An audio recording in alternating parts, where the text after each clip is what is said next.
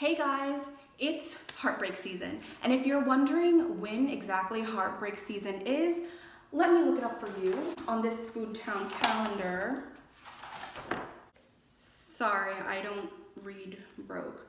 According to my calculations, heartbreak season is between January 1st and December 31st.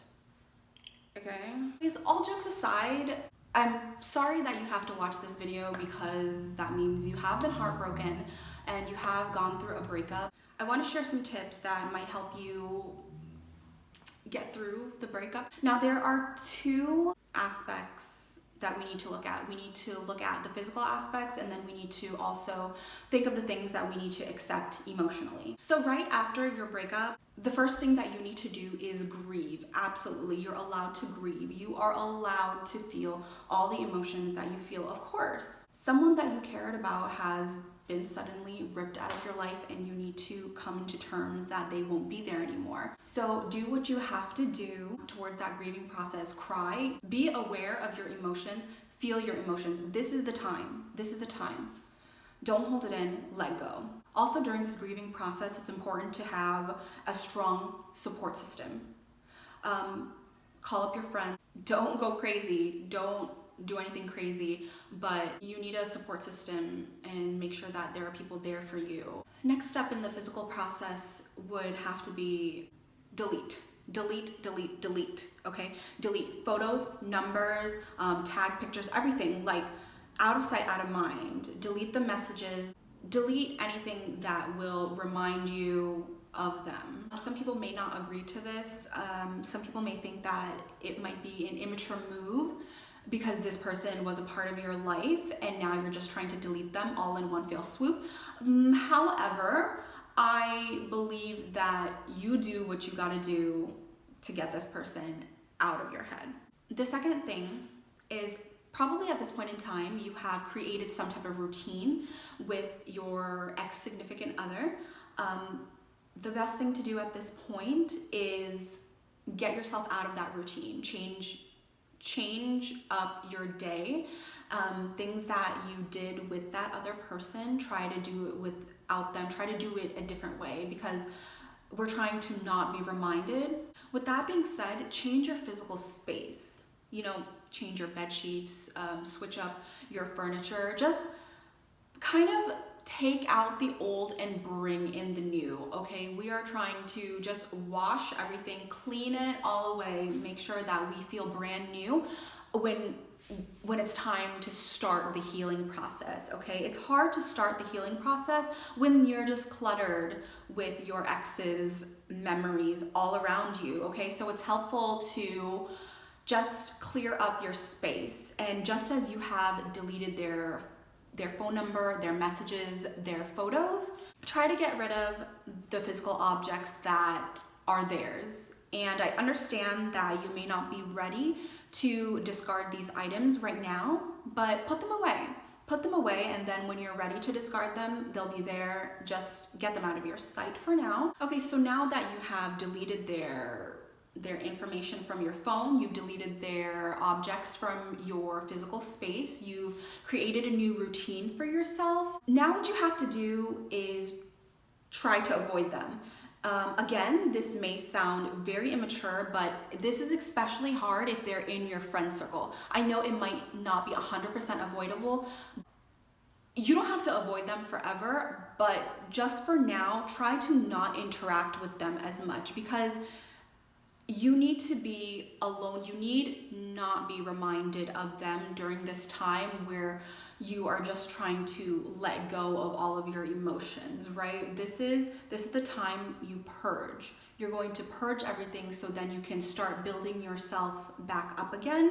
And again, throughout this whole process, try to find the best support system that you have because depending on your support system, it makes a huge difference. And not to say that if you don't have anyone supporting you, you can't do this, because you definitely can do it alone. But it makes it a lot easier if you have people around you that will support you and help you throughout this process. Okay, and the last tip in this whole physical aspect of it all is, for the love of well-seasoned food, do not I repeat, do not get into another relationship without getting over your ex. It is a recipe for disaster. It's not fair to your new partner. It's not fair to you. You haven't processed. I get rebounds. If you think you need a rebound, that's fine. But as far as a new relationship goes, if you are not ready and if you have not gotten over your ex, please do not do this. You owe it to yourself to respect the time that you need to heal. Okay, so the second aspect of getting over a heartbreak deals with the things that you have to accept emotionally. Okay, so right off the bat, after someone breaks up with you, our initial reaction is, oh my God, we were not good enough. But something that you have to accept or realize is that majority of the time, it has nothing to do with you not being good enough, you not being pretty enough, and the fact that you didn't do enough to support this relationship. Because the reality is that the other person probably wasn't ready, was influenced by outside factors such as their friends, such as their exes, because the other person may not have been ready to move on, and you might have been the rebound for them. And you also have to accept that you may not be the one for them. And that is okay, because we can't be perfect for every single person. There's a reason that it didn't work out. You may not be perfect for them, but you're perfect for someone else. You're perfect just the way you are. You're fine just the way you are, but not everyone is compatible, right? Or else we would all just be dating the same person. The second thing that I kind of want you to ask yourself, once you've processed and cried and emotionally are ready, you need to ask yourself, why are you really broken? Why are you hung up still on this person? Why are you still upset over the situation? Is it because you think that you guys were a perfect match and you'll never find anyone similar to this person? Well, if that's the case, I encourage you to, again, step out of that bubble that you guys have created as a couple. When you find a new routine, when you go to new places, when you avoid the places that you have been going to, when you grow your friend circle, find the best support system, or even finding new hobbies to do. Put yourself in different environments, and I guarantee you'll start to realize that there are other people. I don't want to say better, because nobody is better than one another, but you might find someone more compatible with your lifestyle.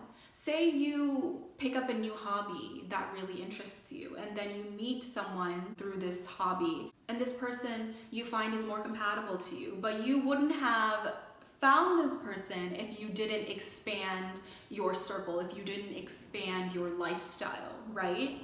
Another thing you want to ask yourself is, am I hurt because I'm embarrassed? Are you embarrassed because you gotten broken up with? Are you embarrassed because you showed on your social media you had this great relationship and all of a sudden it's gone? I get it.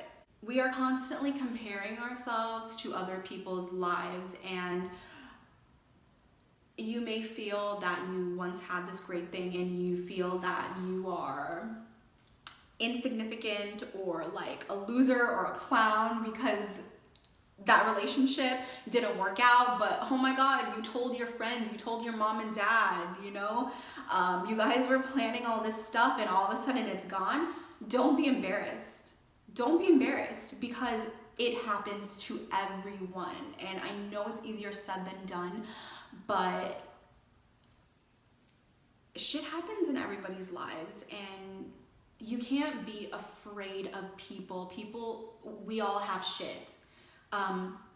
Some express it on social media more than others, and they paint this pretty picture of their lives, but even the prettiest picture may have a sorrow background to it. Try not to get too involved. Try not to get overwhelmed with the thoughts of other people. This is you. This is a time for you to consider yourself. This is a time for you to heal and work on your inner self. Another thing that you can ask yourself is, were you really in love with the person, or were you in love with the potential of the person? Were you in love with the picture that you painted of how life could be of you two? Think about it. Because a lot of the time we do get hung up on what could be, and just being aware of what is actually making us sad can really help throughout this healing process. It helps organize your emotions, and then it helps you better deal with those emotions based on why you're feeling that way. Yeah, don't get wrapped up in the potential. Don't get wrapped up on the plan that could have been, because you know what? There is a better plan. There's a better plan, and you gotta have faith, which leads me to my next point. You need to have faith that this breakup happened for a reason, that there is something better planned for you. Have faith in God, have faith in the universe, that what's meant to be will be yours no matter how much someone tries to take it away from you. And what's not yours will never be yours, no matter how much you try to hold on to it. And last but not least, you may not be ready for this for a while, but when the time is right, you can forgive this person and let go. Having faith that if it's meant to be, they'll come around. The situation will arise itself in the future, but don't count on that. Have faith that something better is coming along. So I really hope this helped, because heartbreak, breakups, being ghosted is, oh my God, being ghosted is a totally different thing. Kind of the same thing, but anyways, I just hope this helped, and good luck on your journey. Bye.